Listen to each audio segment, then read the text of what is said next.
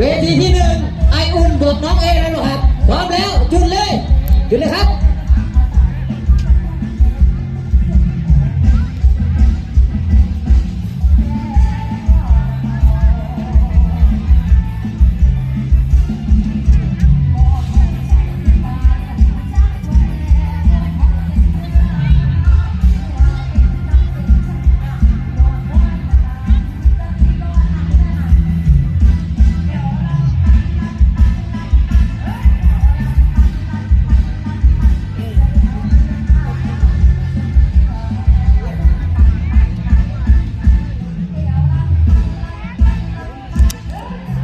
จุดจะเล่นซ้ำนะครับไปที่ที่สี่พร้อมแล้วจุดเลยครับ